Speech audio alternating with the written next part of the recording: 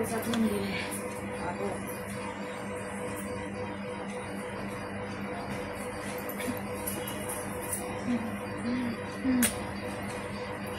बटाटे बटाटे सोल. ए नाही मला काम बटाटे सोल. आता काय करणार ना. आता पहिलं सांबार. हिला एक काम दिलं सारखी सारखी बोलते मला लय काम आहे, मला लय काम आहे. काय काम नसते तिला. लगेच काय चालू करते तुला काय तांदूळ साफ कधी दिसतं काय. सगळं भातकुंडे तसेच असतात. चष्मा लाव चष्मा. बघते बघ कशी. आता इकडे साफ करणार आणि ह्याला चेक करायला देणार की कडे आहेत की नाही. दे साफ करायला दे त्याला.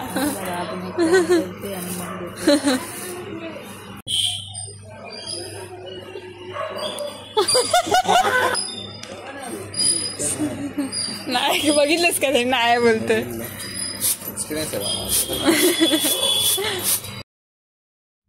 आज आपण साबुदाणा वडा बनवणार आहे. त्यासाठी आपण पहिले शेंगदाणे भाजून घेतलेले आणि नंतर त्याला मिक्सरला बारीक वाटले. एकदम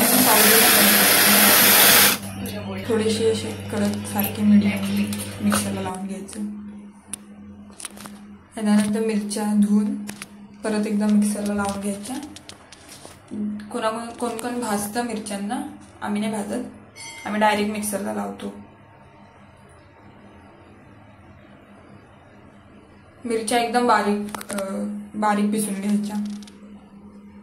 आणि जर जास्त मोठं ठेवलं तर मग तिखट लागणार. एवढंच बारीक.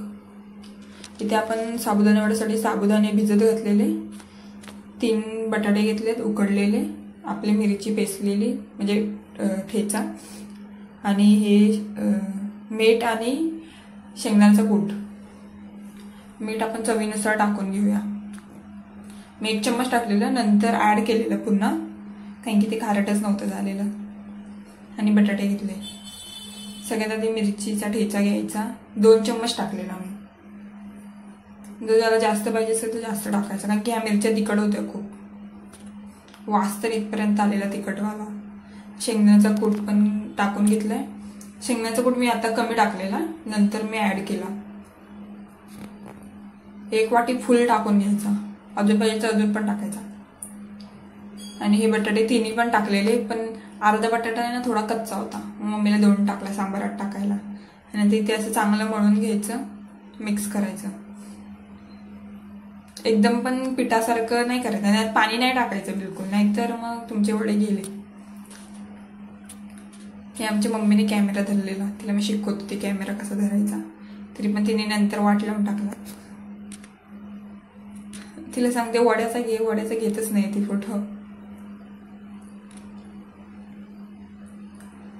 असं एक एक करून सगळे मळून घेतले. ह्याला 2 तास लागले.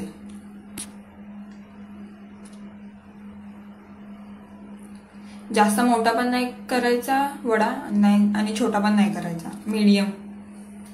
आणि जास्त पण बारीक केला ना मग तो तुटून जाणार, चिटकत नव्हता तो. जसं झालं ना चिटकत नसेल तर बटाटा एक्स्ट्रा टाकायचा. असं आपण एक वडे बनवून घेतलेले. आता तळण्यासाठी तेल गरम केलेले. तेल गरम झाल्यावर एक एक करून वडे तेलात सोडायचे. तेल मीडियम गॅस ठेवायचा. आणि मी इथं मूर्खपणा केलेला आहे, इथे मी फास्ट गॅस केलेला आहे आणि तेल खूप तापलेलं. हे जसे वडे टाकल्यानंतर आहे ना 2 मिनिटात त्या वड्याचा बुकना झालेला, म्हणजे त्याची पूर्ण खिचडी झालेली आहे. तुम्हाला तो पण व्हिडिओ दिसेल. मी ते शहाणपणा करत कोणती तरी रील बघितली, त्याच्यामध्ये ते लोक डीप फ्राय करत होते आणि मी डीप फ्राय केलं आणि त्याची वाट लागली. पण हमेशा फर्स्ट टाइम आपण सक्सेसफुल होत नाही, टाइम लागतो. म्हणून हे पहिला टेक होता. त्यानंतर आपण खूप प्रार्थना केली की वडे चांगले होऊ दे, म्हणून आपण नंतर मग काय नाही हे वडे काढले साईडला. इथे मी होप घेत, म्हणजे काय बोलतात आपल्याला, मला अजून पण वाटत होते की वडे चांगले बनतील, पण नाही बनले. हे खिचडी झाली, म्हणजे ते पूर्ण फुटूनच गेले तेलात. मग आपण होप सोडणार नाही. तवा ठेवलेला आहे. आता आपण शॅलो फ्राय करणार आहे. हां, ह्याच्यामध्ये नाही फुटत, ह्याच्यामध्ये नीट राहतात. हे असं एक एक करून पलटून घ्यायची. हे आता मंद गॅसवर करायचं, मंद नाही सॉरी स्लोलाच मंद बोलतात. जास्त फास्ट गॅस नाही करायचा. करायचं असेल तर लास्टला करायचा, म्हणजे क्रिस्पी होतंय. आणि खूप उशीर भाजायचं. हे माझी व्हिडिओ क्वालिटीमुळे तो जास्त उजळून दिसतोय, एवढा दिसत नव्हता. नरम होते थोडे. हा बघा, टेस्टला पण भारी लागत होते. नंतर आपण त्याच्यावर दही टाकून प्लेट सजवून घ्यायची. ज्याला दही बरोबर खायचे दही खाऊ शकतो, ज्याला सॉस बरोबर खायचे सॉस खाऊ शकतो.